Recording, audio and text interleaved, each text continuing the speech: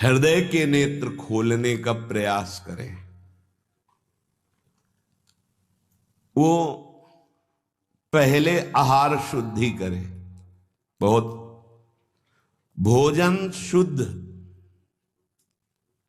बड़ी कृपा है, आकाशवृत्ति से जीवन चलता है, श्री जी को भोग लग करके मिलता है, परम पवित्र है।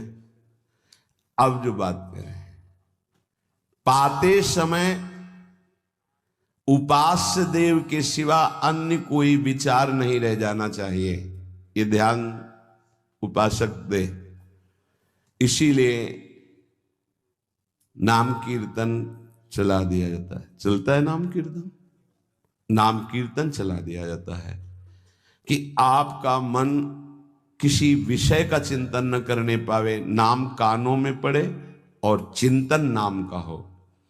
जब हम भोजन के साथ भजन चलाते हैं तो वो भोजन जब पचता है तो नस नस में परम पवित्रता और भजन के परमाणु फैलाता है।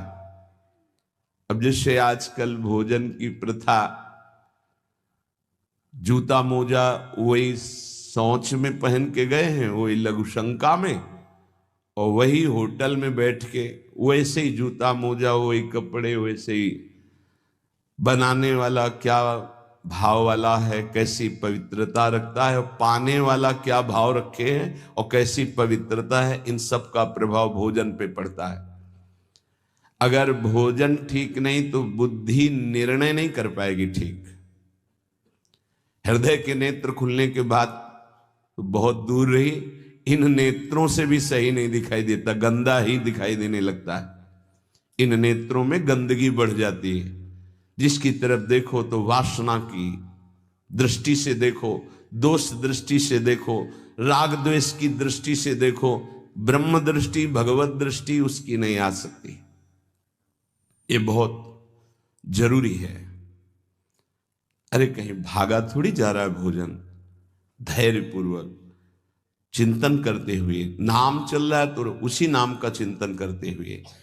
अब जैसे अपने लोग पूर्वाभ्यास तो पद चला लिया, बड़ी सुविधा रहती है। पद, कोई बड़ा पद ले लिया और मानसिक पद गुनगुना भी रहे, चिंतन भी कर रहे, प्रसाद भी पा रहे।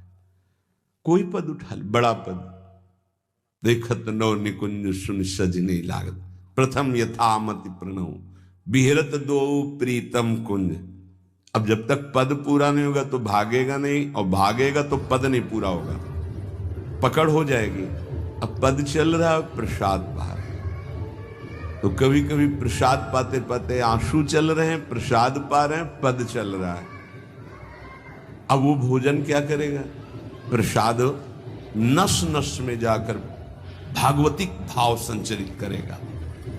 अब आप प्रसाद पा रहे हैं, किसी द्वेषी का चिंतन कर रहे हैं, गुस्सा आ रही, अब नस नस को वो क्रोध से युक्त करने वाली वृत्ति पैदा करेगा। आप प्रसाद पा रहे हैं, कोई काम चिंतन कर रहे हैं, वही प्रभाव आपके अंदर पड़ेगा। हमारी पद्धति रही है प्रसाद पाने की, चाहे जितना पवित्र हो, पर भोजन पाने के पहले हाथ पैर धोए गए, कुल्ला किया गया, पवित्र हो करके फिर वहां बैठ करके, पद्धति थी, आसन पीढ़ा चटाई बिछा दी गई, पवित्रता पूर्वक बैठे, भोग सामने आया, भगवद अर्पित प्रसाद है तो जय जयकार और कीर्तन करके पा रहे हैं। अगर वो ऐसी जगह से मिला है, भगवद अर्पित नहीं है, तो अपने सामने 1 मिनट रुक कर भगवद अर्पित करते हैं, फिर जय जयकार इष्ट की, गुरुदेव की, भगवान नामों की गूंज करके फिर पाते।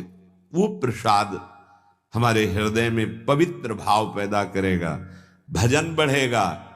भजन से ही हृदय के नेत्र खुलते हैं, भजन से हृदय के नेत्र, और हृदय के नेत्रों से ही प्रियालाल का दर्शन होता है, प्रियालाल का लीला चिंतन होता है।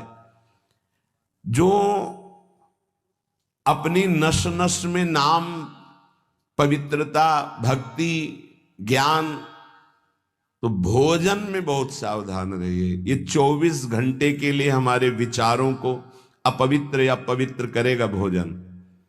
अगर अशुद्ध भोजन हो गया तो 2-3 दिन तक तो विक्षेप पड़ेगा ही। अगर बहुत ही निषिद्ध भोजन हो गया तो हो सकता है कि भजन भी रुक जाए, विक्षेप क्या रुक जाए, ऐसा ऐसा भोजन होता है। भोजन बहुत संभाल के, भले भूखा रहना पड़े तो अच्छा है 1-2 दिन, पर ऐसा भोजन ना होने पावे जो हमारे भजन को छीण करे। प्रायः जब श्री जी की शरणागति दीक्षा दी जाती है यहाँ, तो पहला कि तुम्हें 11 माला गुरु मंत्र के तो करने ही हैं। दूसरा 12 पद चतुरासी जी के पढ़ने ही हैं पक्का। तीसरा तुम्हें उस रसोई से कभी भोजन नहीं पाना है जिसमें मांस बना है, जिसमें मांस रांधा गया है। भले तुमको वहां दाल रोटी खीर और ये सब बना के दे, पर वो सात्विक भोजन नहीं होगा, वो राक्षसी भोजन होगा, क्योंकि वो रसोई अपवित्र है, उसके पात्र अपवित्र। ये दीक्षा के समय दिया जाता है। चौथा, जो तुम्हारे उपासना की, इष्ट की, गुरुदेव की, संतों की, भगवत स्वरूपों की निंदा करे, वो चाहे रिश्तेदार नातेदार चाहे कोई भी हो, हम उससे संभाषण बैठकर नहीं करेंगे। कान में उंगली डालकर राधा राधा बोलकर चले जाएंगे। ये दीक्षा के समय शिक्षा दी जाती है। यदि आप अपने कुसंग को नहीं त्याग सके, भोजन का सुधार नहीं कर सके, तो भजन में रुचि नहीं होगी। ध्यान रखना, हम जैसा अन्न पाते हैं वैसा मन बनता है, जैसा मन होता है वैसे ही चिंतन होता है। हमें हृदय के नेत्र खोलने हैं तो हमें आहार पवित्र करना है।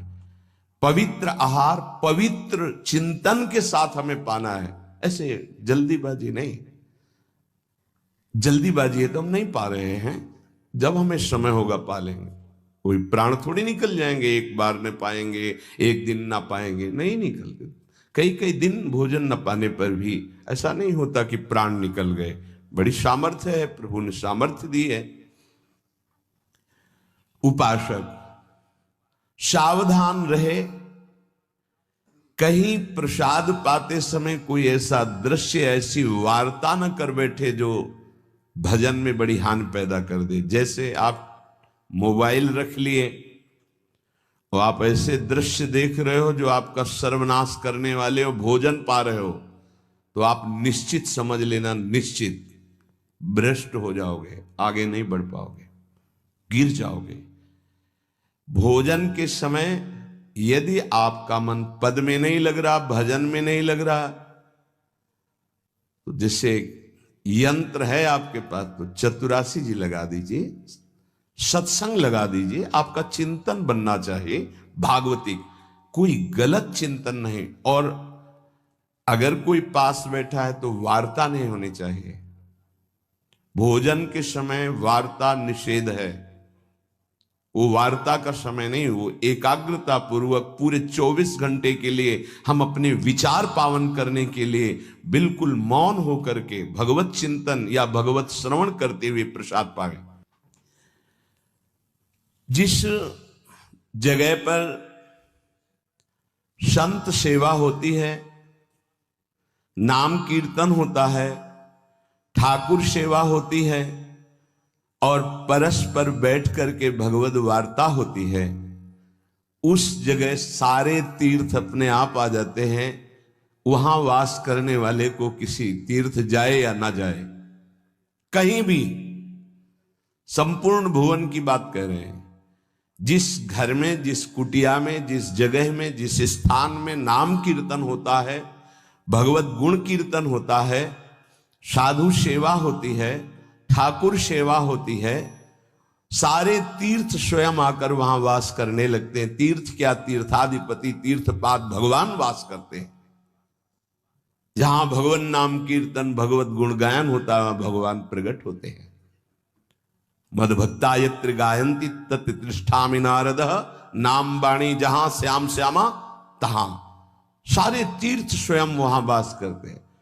कुछ गृहस्थ जन कहते हैं हमारे घर में कोई चक्कर है, कोई टुटका कर दिया, कोई परेशानी।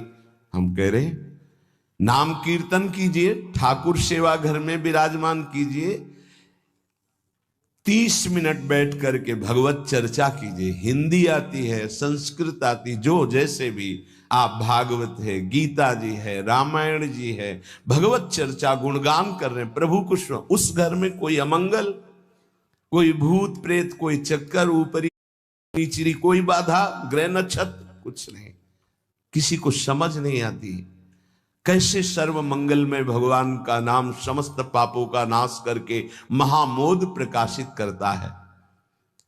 अरे जहां एक भक्त बैठ करके नाम जप कीर्तन करता है और जहां पूरा परिवार बैठकर नाम कीर्तन कर, उसका कितना प्रभाव होगा। एक भक्त करे तो उसके प्रभाव का वर्णन होता है। पूरा परिवार नाम कीर्तन कर रहा है, पूरा परिवार ठाकुर सेवा में बैठ करके 5 मिनट ही सही, आरती पूजा प्रणाम नमस्कार, पूरा परिवार 30 मिनट बैठकर भगवत चर्चा सुन रहा है, कोई एक भगवत चर्चा कर रहा है, वो तीर्थ है घर। फिर ये तो परम धाम है, यहाँ तो महामोद मंगलमय है, यहाँ तो अखंड नाम कीर्तन भगवत चर्चा सब चलती ही रहती।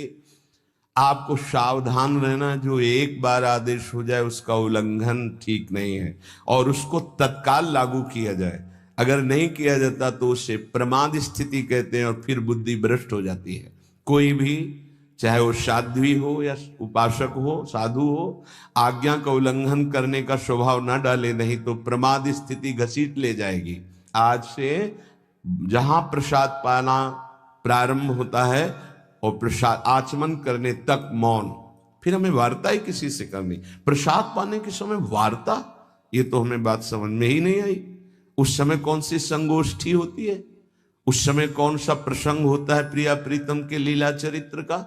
उस समय तो हम प्रसाद का स्वाद लेते हैं, उच्छिष्टामृत भुक्त वैव, प्यारे जू ने पाया है, और नाम कीर्तन करते हैं। तो हमारे हृदय के नेत्र खुलेंगे, तभी तो हमारी भजन में रुचि बढ़ेगी, जब हमारा प्रसाद पाते समय भजन होगा। बहुत ध्यान देने की बात है ये।